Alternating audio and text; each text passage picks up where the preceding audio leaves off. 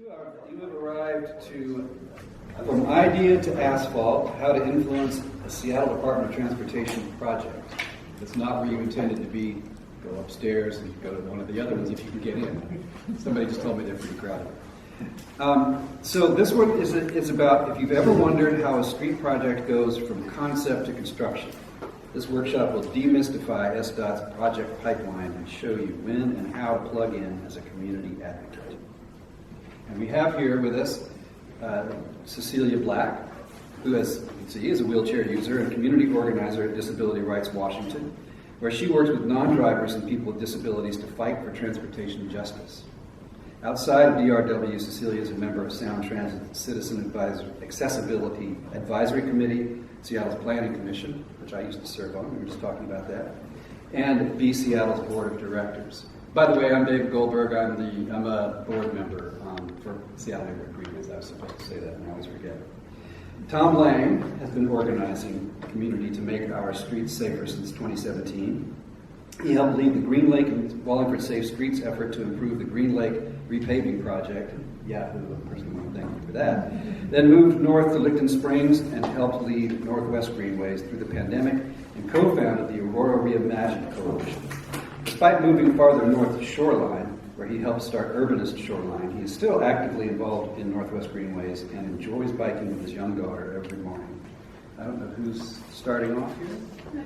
How do we keep, anyone want to turn this? I'll turn it. Oh, Yeah, I don't want that up just yet. okay, Cool. sorry. All right, I'll get started. Thank you, David. Yeah, would you guys like me to tell you when you're halfway or 5 minutes I in? think that clock is so nice. Oh, yeah. You're good? Yeah. Just let me know. All right. Well, thanks everyone for being here. I know there's some real competition upstairs, so appreciate you being in the room here with us. As David said, my name's Tom. I'm going to start us off and talk a little bit about the Green Lake repaving project. And then Cecelia is going to be talking about another project, the Writer project in Northeast Seattle. And then what we wanted to do after that is have you all talk and share a project that you're working on. So be thinking right now about some projects in your world that you're interested in advancing in some way, whether it's just an idea, a concept at this point, or it's a project that's coming down the pike, it's already in planning, it's been funded, whatever it might be. We want to take that project and kind of walk through, okay, here's where we see the next step being for you all to move that forward. So a little bit of me, a little bit of Cecelia, a little bit of you. To get us started though, I wanted to kind of give context for what we're doing here. Who's been the recipient of a mailer from SDOT? Might look something like this. Yeah. Where you'll get, it's like in the mail, you open it up, and on the inside it's just like a map and like saying, we're going to do a thing. And you think, cool. What do I do with this information? This is basically what happened in 2018 in the Green Lake area. And I know this is maybe a little small, so you can't see all of it, but this is a map of a big section of north central Seattle around Green Lake. And what SDOT was telling us in early 2018 is they're going to repave not just one street, but kind of an entire neighborhood. 40th Street, way down in Wallingford, all the way from I-5 to Stone, Green Lake Way, and there's a lot of confusing names, East Green Lake Way, West Green Lake Way, Green Lake Drive, there's a lot of Green Lakes in the Green Lake. And they're going to repave that entire half of the lake shore drive, and then all the way up north, 80th Street from Aurora to I-5. It was a huge project. So myself, I got started with SNG around 2017, and I was living at the time just at the bottom of Green Lake, right across from the Pitch and Putt. If anyone's ever been there, it's super fun. And I wanted to get involved. I knew I did, and just so happened that Brock Howell, kind of a storied name in SNG lore, he had just restarted the Green Lake Wallingford Safe Streets group. It was actually the very first SNG group, Wallingford Greenways, long time ago. And then it kind of went more running defunct, and he brought it back to life, and I got involved. And one of the first things that we were eager to do is influence this design. We had known it was coming, it was funded. Repaving projects are generally like, we're going to do something on the street, how can we improve it? So SDOT had some plans, and what we did over the course of 2 to 3 years is influence those plans to make it better. That's a very, very kind of typical process where you start with a project that's already been approved, funded, at the city level. It doesn't take a lot of initiation by the community, but then there's still a lot of opportunities for the community to weigh in, improve the design, and make the final project even better than what SDOT initially intended.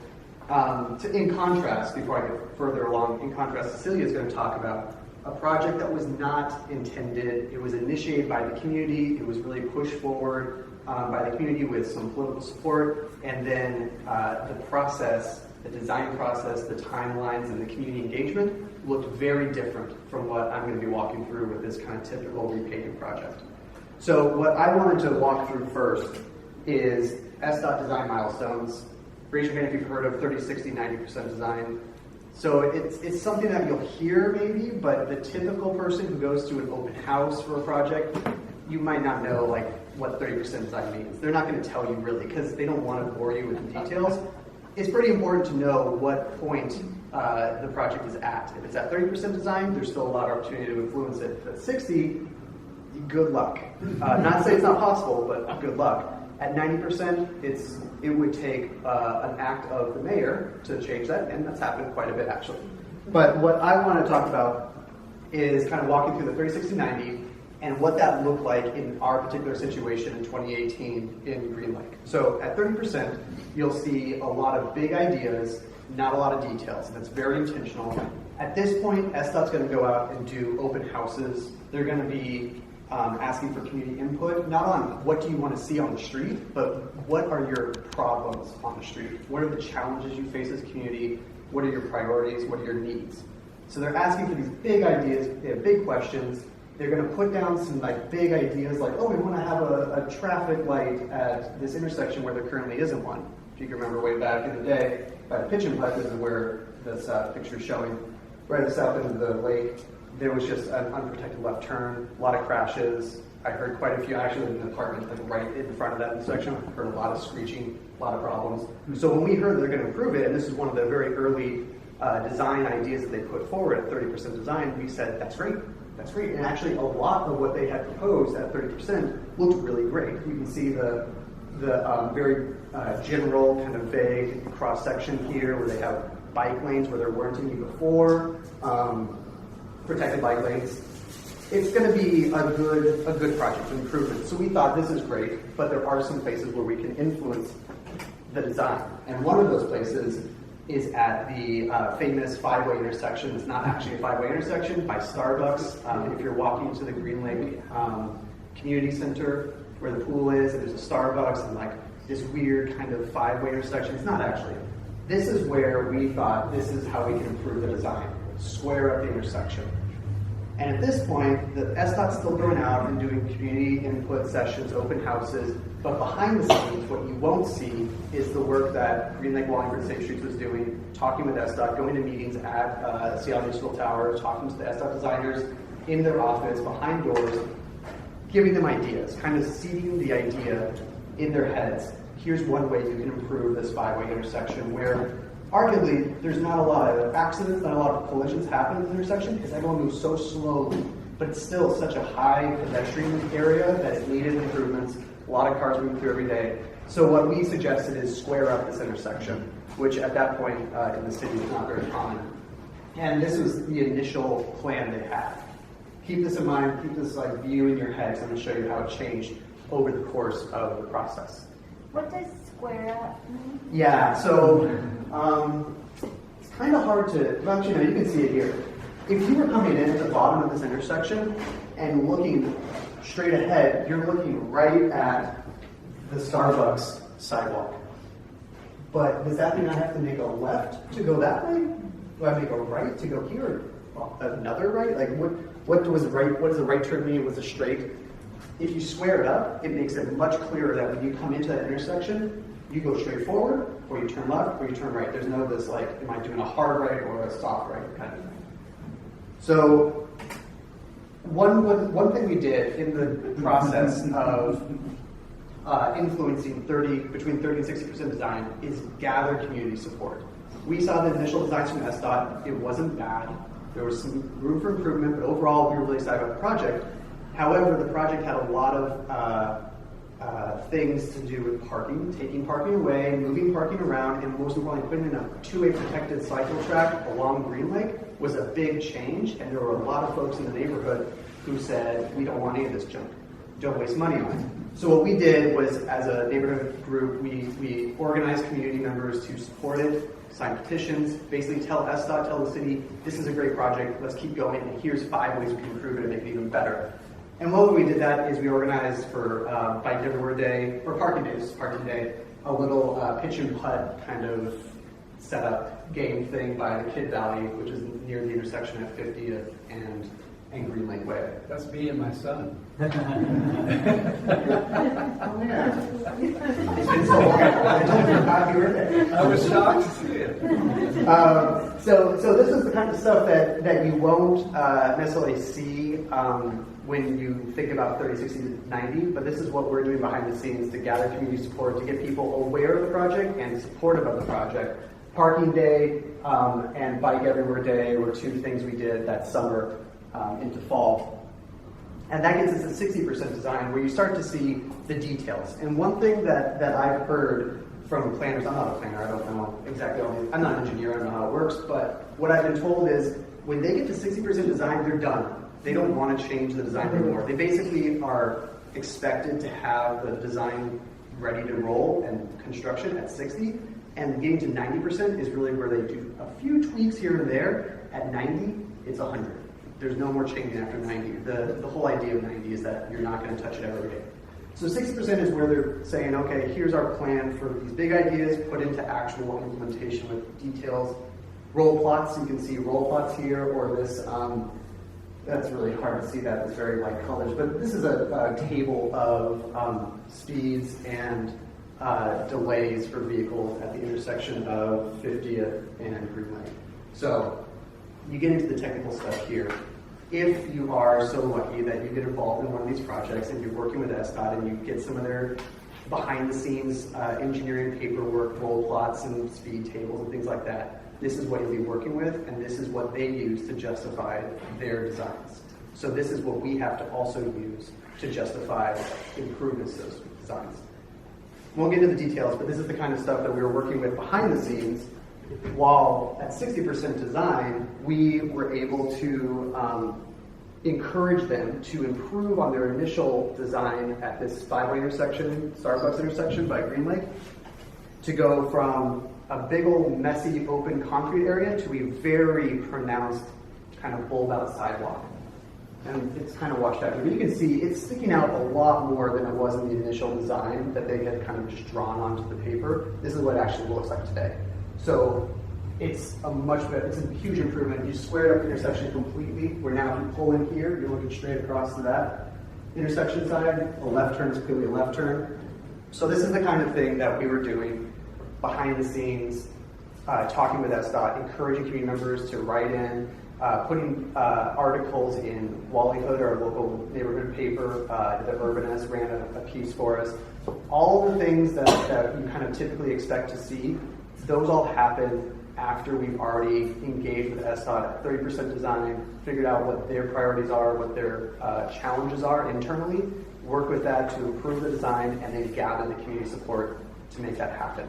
That's kind of the 30, 60, 90 as kind of a very brief overview, encapsulation of how it works, at least how it worked for us in Green Lake. And what I want to really drive home is that process of improving just a few pieces of the project led to the opportunity then in 2020 with the pandemic and other things, are established relationships with SDOT engineers and with the design that had already been approved and was already built around Green Lake. We could complete the outer loop along the west side of Green Lake, which you'll see now if you go there. This is the design again, working with the community to encourage SDOT to actually push forward the design. But this again was not part of a 30, 60, 90 process. It was not official. It was something that was worked behind the scenes, behind closed doors, talked about and then implemented kind of quickly, which was one of the good things about the pandemic, is that things happened without a lot of onerous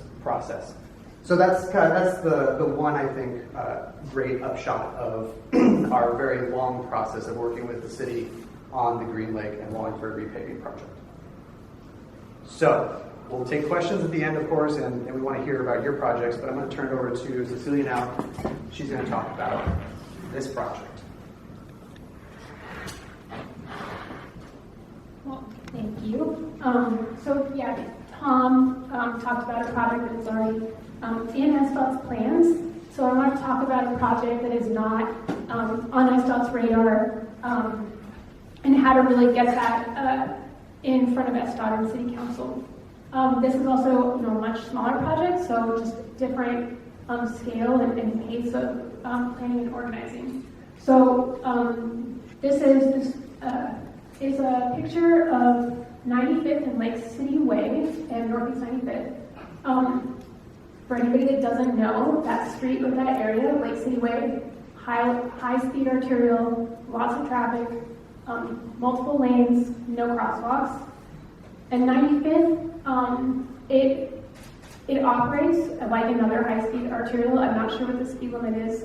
There was no sidewalks. This is the main connection to get from Lake City Way to the lake, to all of the neighborhoods east of Lake City. So this is a very high-speed road. There is, as the arrows point out, there's 2 bus stops. The bus stop going north, it was a very narrow kind of like grass feed-in down walkway path, but there was no official sidewalk.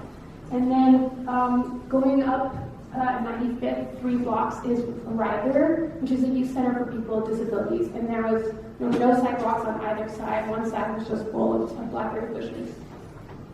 So this is the street project we're working on, and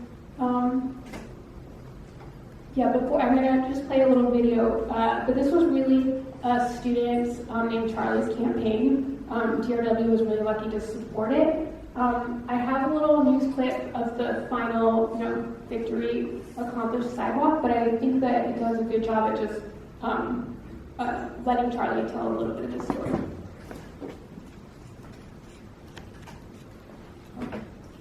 Does it work? Uh-oh. I don't know.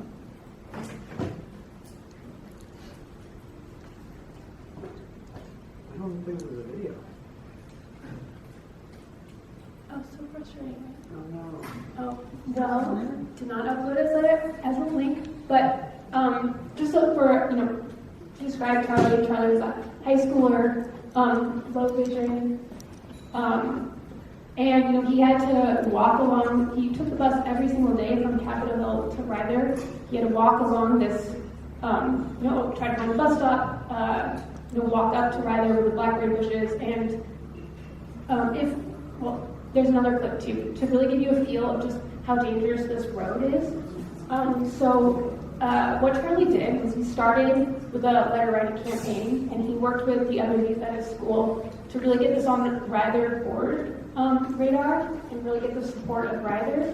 And then he got into, he was actually an intern for Disparage Washington, but he got engaged at Disparage Washington, and he came with a really long video, a 17-minute video of just how difficult this was to navigate for him and how dangerous it was.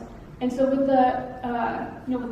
with building allies and support was just so helpful to one, just having more letters, having more people engaged, and then also we did. It's also just having allies is just so important because what I'll go on to say is we really need to have a champion on the inside too, especially for these projects that are not on the radar, and getting the project from it's a problem to how we get this in front of people that can really make decisions can seem like really mystifying process. It's really hard to just email SDOT and have it go to the right person.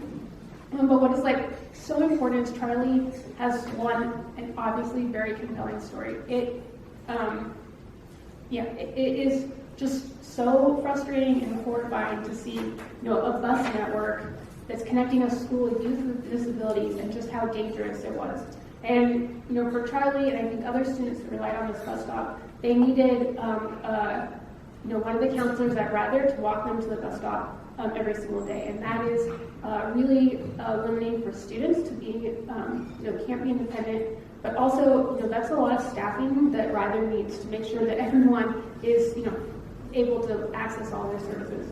So Charlie had a compelling story. He did an amazing job making videos so we can share to people. You can really get a sense of just what it feels like to walk on that road. And then, again, having allies. And I know that sometimes that can be hard to get allies within, organizations that have maybe more connections to the city.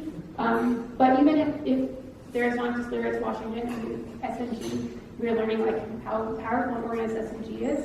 But just getting a group of neighbors and having those videos is so important. And then, one of the most impactful things that Charlie and Lyrics Washington did was organize a walk on it. I don't know if I can show the next video doesn't want to do it. No, okay, that's okay. But what,